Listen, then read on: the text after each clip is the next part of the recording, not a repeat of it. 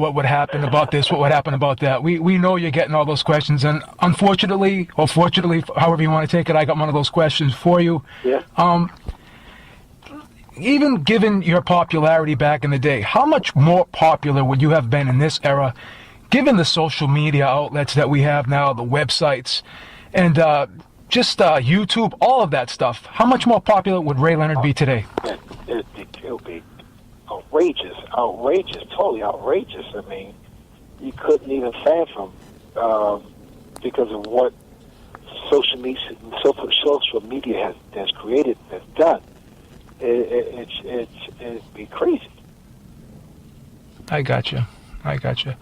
So you think about so many people now, I mean, and things happen in not tomorrow, but like 2 seconds afterwards or 2 minutes afterwards. So things, I tell you, it'd be multiplied thousands of times. Now, another question that I was dying to ask you, because I saw the special on ESPN, the 2020, I believe it's called, with Roberto Duran. Beautiful show, beautifully well done. I have to ask you, now, did you really carry all of that inside you for all those years? Because fighters will, have performances against other fighters, and, someone will say this, someone will say that. Fighters always make excuses after they lose, and I'm sure fighters that have lost you have made excuses, and nothing has stuck in your craw, or at least after watching the show, it seemed as though nothing had stuck in your craw more than this. Why did this man, this situation with this man, I should say, trouble you so much? Well, it didn't. I didn't care about it for 40 years, but naturally, as an ex-fighter, athlete, whatever, you want to know. You still want to know. I don't care if there's 100 years. You want to know. You want to hear from him. You want to hear from that person. So did I make you quit? What happened? What exactly happened? Tell the world what exactly happened. But that's also could be a selfish part of me. Want to hear this man fall down on his knees and say, you freaking frustrated me. You made me mad. I threw my hands up in frustration. That's what I really wanted to hear. But the man inside of me, the person that's inside of me now, said, hey, you know what? You say you had cramps, then so be it. And that's what happened. I got you. Now, same thing with Hagler. To this day, does Hagler still say that he feels he won that fight? Will he concede at all? Now what you asked me is so right, because Hagler, just like Joe Frazier, he carried it with him. He took it personal. Hagler blamed me for his loss, and I try to get both of us, or even the four of us, Hagler, Hearns, Duran, and myself, go on to do things and talk about these things, because the public want to know, especially those fight fans back then, the baby boomers, they want to know. Is it a close fight? Yeah, it was a close fight. Could it went either way? Yeah, possibly. Depends. It's so subjective. It depends on how you see it. Was Hagler aggressive? He, without question, was aggressive. Was he effective aggressiveness? I don't think so. So it depends. I think it's a wonderful thing, and that's what made boxing back in those eras. Yeah, you could ask 10 people who won that fight. Maybe I'm a little biased, but I watched it about 20 times, and I always scored it for you 7-5. I just think that he made a tactical error in the way he came out. And were you surprised? That's another question I have for you. Were you surprised at his tactics in that fight?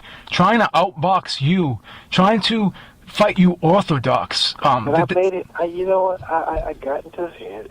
The thing I remember, at our the press tour, I should say, if you go back and see some of the articles and whatever, I never see anything to piss him off, because I did reverse psychology, because Hagler creates this aggression with his opponents all the time. He gets so mad that he goes to camp with that attitude. Whenever I got to the podium, I say, this man's a great fighter, and you don't give him credit for being a boxer. You always think he's a slugger. I kept saying it, and the last thing Hagler said at the very last press conference, he said, you know what, I may surprise everybody. I may outbox Ray. Because I've been out of the ring for so long, people just thought I lost when I lost. But in saying that and convincing him, he tried to, because he came out orthodox. And I mean, not saying if he came out left-handed, it would give me. I would have taken more time to get to feel comfortable. You know what I mean? I got you. But coming out orthodox gave me an opportunity to kind of, wow, thank you, Marvin. Yeah, that was a gift. It was a gift. Yes, that was a gift. Yeah, absolutely. Gave me time, and he didn't press me at all. Absolutely. Until late. Now let's talk about your preparation for this fight, and please correct me if I misquote anything or get anything wrong about this, but I heard, to my understanding, that you did spar with Quincy Taylor, who was a southpaw back then, who was a WBC champion, future WBC champion. Right. Is it true that you did spar him without headgear on, and you had a real fight with him, and you had 8-ounce gloves? Is that true, or is that a rumor? I did that with a number of middleweights. I did that. Okay. I put on big gloves, 14-ounce gloves, sparring gloves, and I had them put on 10-ounce gloves, and with headgear. I had no headgear because I made sure that I felt, I made sure that I remember what it felt like to get hit. I remember you said that you wanted to do that. Exactly. Now, I'm going to piggyback off that, and I don't know if you want to divulge into this, but I don't know if you heard about the situation with Floyd Mayweather, what happened with All Access, and how, they're having wars in that gym that going on for 31 minutes. And we spoke with Nassim Richardson earlier in the week, and he said, well, that's nothing new. There's worse things that go on in gyms, obviously, but there's just not a camera around. Do you think that a situation like that is inappropriate for a professional fighter to do? Just throw people in there and go to war until someone drops? What is your thoughts on that? I saw that today, all day. I saw this today when I was coming home, and I was trying to understand what was the problem. Is it because they went 5-minute rounds, 10-minute rounds, like that? Yeah. Is that true? I guess they went 31 minutes straight, and that was the controversy, because I guess what the commission had a problem with was that because Floyd Mayweather is a promoter, and they thought that was inappropriate for a promoter to kind of condone that type of stuff, having like someone get hurt. Yeah, because someone can get hurt, and just it's almost like unsupervised type sparring. But again, I mean, I've been in gyms, and I've seen things, and I've actually done things myself that probably weren't appropriate, but there just wasn't a camera around. So I just wanted to get your take on that, if you think that they overreacted, or if, obviously you've been around. Is that something that you've seen before? Listen, I think it's a little bit of overreaction. Listen, when I used to spar, I would spar 7-8 minute rounds. Is that the same thing? I mean, no one got hurt, and it was fun. Yeah, I got you. I mean, we live in a society now that everything is on air. Everything is visible now. Yeah. There's always a camera or a hot mic around. I got you. Oh, I know. For sure. And everything you do, there's gonna be repercussions. So now, what was Mayweather's rebuttal? What did he say? This is another controversy, and you may find this very interesting, because I found this very interesting, as well as many others. Mayweather said to the commission, well, what happens on that show is staged. It's not real. So it's kind of contradictory, because you'll see Mayweather on the show saying, this is me, I'm real, I'm not afraid to show who I am. But then in front of that commission, I guess he kind of questioned the credibility of the show, and came out and said that the show wasn't real. It was staged. It's not how we really are. It's like an act. So I guess they accepted that, and what they had said to him was, well, next time, let us know what's real and what's not real, what's going on. I guess they accepted it, which was kind of bizarre, but I don't know. It's just kind of a weird turn of events. I'll be honest with you, Ray. The only problem I had with it was they had a young kid, about 17, 18 years old, going up against a guy 25, 20, 26. Right. That kind of made me a little bit disturbed, because after the kid was hurt, he was kind of staggering around. I saw Mayweather mock the kid, and to me, I thought that was cruel. So that's what struck a chord with me. Obviously the kid asked to do it, But you have a young son, I believe, or not a young son anymore, but you had a young son, and obviously when kids are young, they think they can do anything. Daddy, let me jump off this cliff into the water, whatever, and that's when the older people have to take discretion for the younger person. You know what I'm saying? You just don't leave someone to their own devices. So that's just what I had. Obviously, I don't want Floyd to have to suffer any real stringent punishment for that, but I think a talking to would have helped, and just say, hey, you know what, you can't be doing this stuff anymore, at least not with a camera around. It's not something you want to portray to people. But that's just my opinion. Again, maybe I'm a little conservative in that area, but that's what bothered me.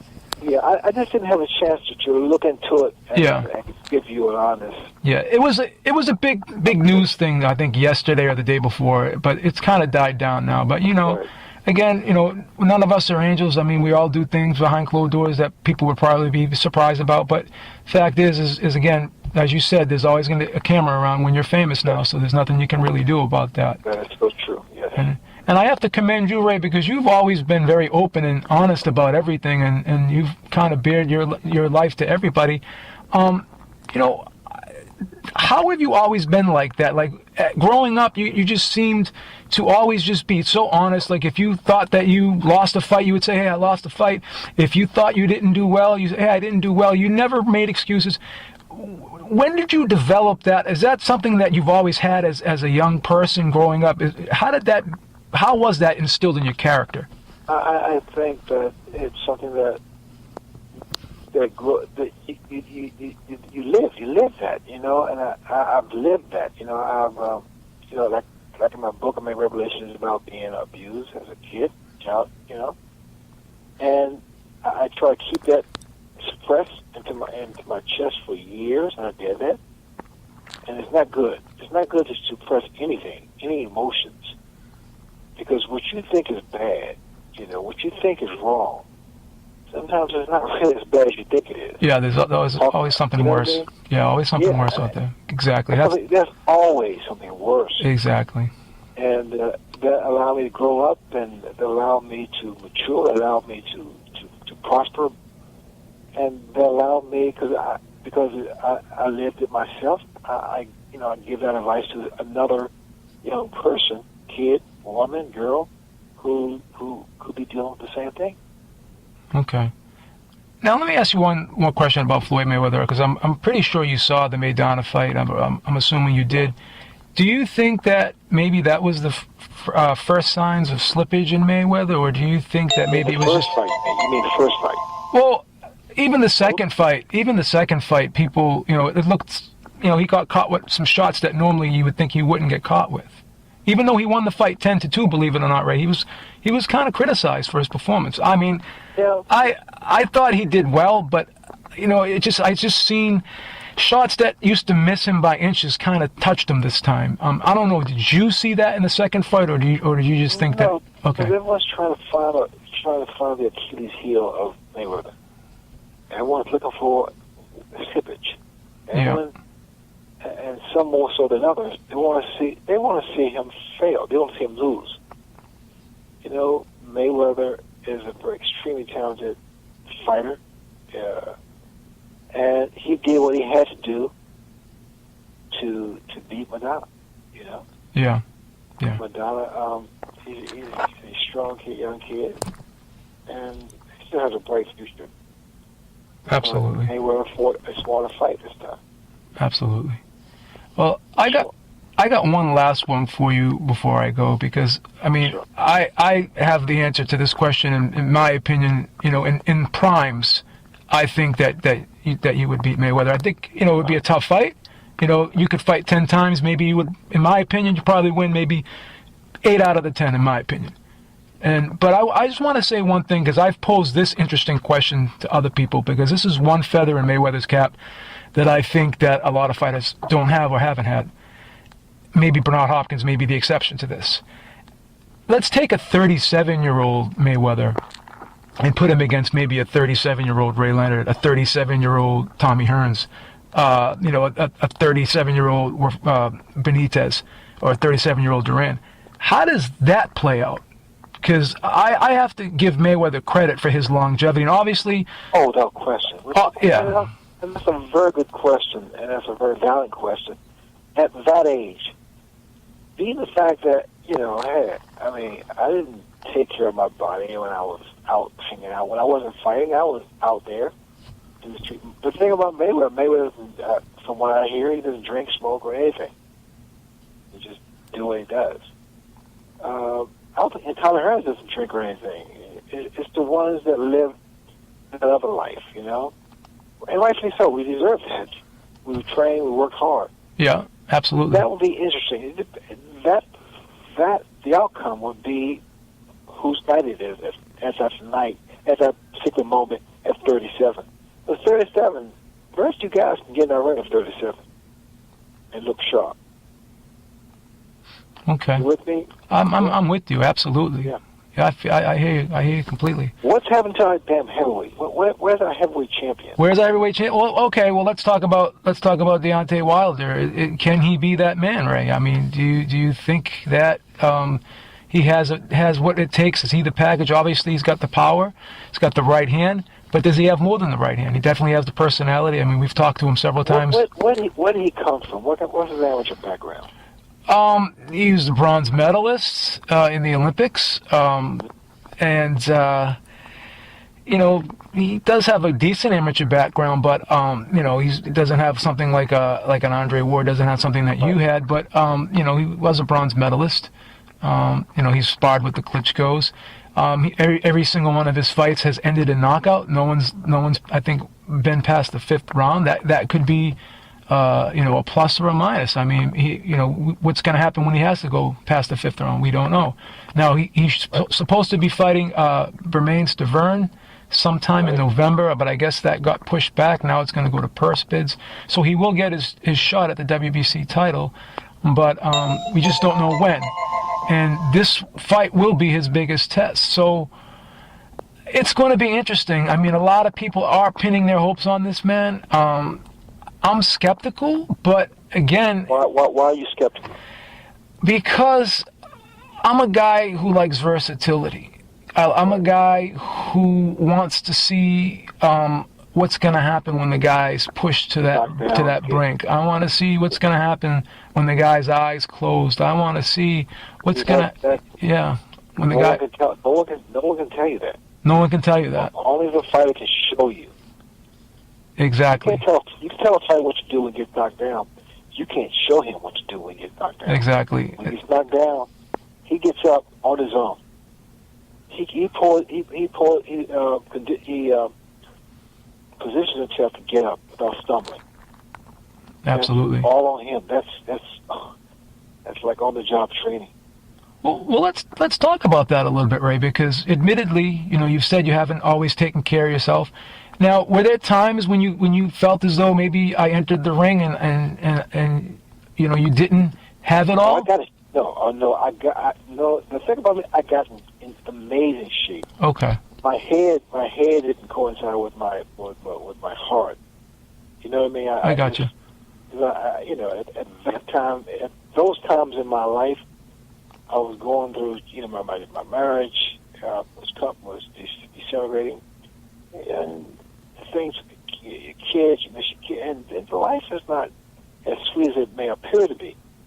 So you to be a fighter, when you're young, you can block that shit out like most of the time. Absolutely. When you get older, because you care now, you care a little more. Yeah. Things are more precious to you now. The little things mean more. Yeah. Exactly. It means more now. Yeah. And I don't care who you are. If you have a heart, it's going to affect you at some point. Absolutely. Yeah, for sure. Now, in my opinion, I would say Tommy Hearns would be your toughest opponent in your whole career. Do you agree with that? Without question. Okay. I mean, Tommy Hearns, that man, and that's our first fight. And that's what I'm talking about. That last 12 rounds, I think it was 12th round, I got off the stool. And it was that moment that defined who I was. Really defined. It was the first Durant fight, but also the first Hearns fight that made me say, you want to do it? Let's do it. That's when you challenge. That's when people say, that's when your heart or your mind says, all right, you want to show how great you are? Show them now. no matter how tall you are, no matter how badly your left eye closed or hurt, no matter how tired you are, that's what separates the men from the boys. I got you. Absolutely. Yeah. Absolutely. Now, after that first Duran fight, were you considering retiring? Because I heard... Duran hit me so fucking hard. I had contusion. I had a doctor come in my room and draw blood from my ears so I wouldn't call it loud. I was like, I don't need this shit. But and I was like, I don't know, 23, 24, 23 I think I was. Went away for a week, healed so fast, I'm ready to fight again. That's all it was. At first you say, oh, woe is me. And especially when a fighter's by himself, that's the worst time, especially when you lost. You could have won. It eats at you.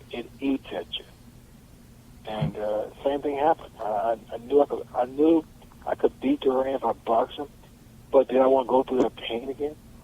That's the question. That's when you question yourself. I got you. Well, I'm going to conclude with this last question. I know I said this a couple questions before, but you're just a great guy to talk to. What is going on right now in Ray Leonard's life? Anything special going on? Anything that you want to talk about? Any type of organizations you're involved in? I know you do a lot of charity work. I'm glad you asked that. I mean, this is the next 12 rounds of my life, 15 rounds of my life, and it's wonderful. I started a foundation with my wife 5 years ago called Sugar Ray Leonard Foundation, and we raise funds and raise awareness for juvenile diabetes. And every year at the Santa Monica Pier, we put on like a little boxing show with a partner called B Rally, and they're like a bankers, they call it independent bankers, hedge fund guys. Okay. Michael King supplies the fighters. Michael King now, King World. Yeah. Michael King, he's in boxing now. Yes. In fact, Mike has a fight coming up October 1st at the Barker Hangar in Santa Monica. Yes. So they say boxing is dead. Boxing is not dead. Boxing is just getting started again. Well, that's interesting you say that, because just last week I was watching boxing on Channel 4, NBC again, regular NBC. So what are your thoughts on that? I mean, do you think that could be brought back if the networks got, taking these fights? They could come back? The networks will bring them back, those fights back, when those fights become evenly matched and more competitive. Okay. That's what it has to be. Sometimes these guys think it's about having an undefeated record. No, it's not. It's not about that. It's about showing up, fighting. And every now and then, move up a notch, raise the bar. Well, because people don't want to see a fight that they know 99% says he's going to win. They want to see a fight where I don't know. It's flip a coin. That's boxing. Well, that brings another interesting question, because obviously we see fighters that want to protect their zero. Did that ever was that a focal point in your career? I have to be undefeated. I never thought about that. I was going to be undefeated because I was going to kick their butt. Yeah. That's how I felt. I never asked my guys, who will fight next? Or, what's that? I never just, you get me a fighter, get me whoever, and I'll fight. Well, that's interesting too, because again, correct me if I'm wrong, but just by watching you over the years, you seem to me to be the type of guy that you needed a challenge, or you would fight down to the level of your opposition. Exactly. Hey, yeah. You're so right. You're such a straight call, because even fights that people say, Ray will knock this guy out. Like when I fought Brian Lalonde, he was the toughest fighter, one of the toughest fights I fought. Yeah. That bitch was big. He was up there. Yeah. I was shocked when you stopped him, Ray. I thought you would win, but I didn't think you were going to stop him. Yeah. Well, I was shocked. And I was nowhere near 168 pounds. No way. You had weights in your pockets, didn't you, during the weigh-in? Yeah, you put little 2-pound weights in your pockets, I remember. Yeah, I actually had coins. That guy was so big, he hurt me so bad, so many times. I couldn't wait to relinquish the crown because I couldn't. Yeah, you couldn't fight at 175. There's no way. You didn't have the frame for that. Those guys were hurt. You don't even weigh 175 now, do you, Ray? No, I don't. I don't even. I don't weigh 175 now. And you can eat whatever you want, right? Yeah, but you know, I people ask me, do I miss boxing? You know, I miss the camaraderie. I miss training camp. I miss figuring out guys. You know, because I always I choreograph my fights. I miss that. I miss that so much. Because it was nothing like it. When you beat the odds, oh my God, celebrate. Well, that's just the thing, Ray. Because obviously, if we look at this $32 million a fight type contract that Floyd Mayweather has, right? And I'm saying to myself, and I'm being honest with you, because we're all human. And you know, if you tell me, hey, can I work 4 hours and make $1,000, or could I work 8 hours and make $1,000? 90% of us are going to say I'm going to work 100% of us are going to say I'm going to work the 4 hours. Yeah. But I don't think Ray Leonard is that guy, because I know Ray Leonard. Ray Leonard, in my opinion, I don't know you, but from what I've watched you since I'm 45 years old. I've watched you since I was 10. So the thing is this, you know, Ray Leonard in the back of his mind saying, if I'm fighting an easy guy, that's dangerous for me because I'm not going to be motivated. So even if you put $32 million in front of Ray Leonard and say you could fight anyone you want, I still think, in my opinion, Ray Leonard is going to fight someone who's going to challenge him because he needs that to get his own motor running. So again, is that an accurate description? I mean, you have that same deal as Floyd. Do you fight Pacquiao? Oh, with the Pacquiao, man, that is the best. What do they call that? Encore. That's a great encore to your career. I mean, personally speaking, I mean, do we still want to see it? No question about that. But the thing about it, more people are naturally leaning towards will lean towards Mayweather. Yeah. Than Pacquiao, because at first, before Pacquiao had that devastating loss to Marquez, you know, it was all 50-50, was it? Yeah.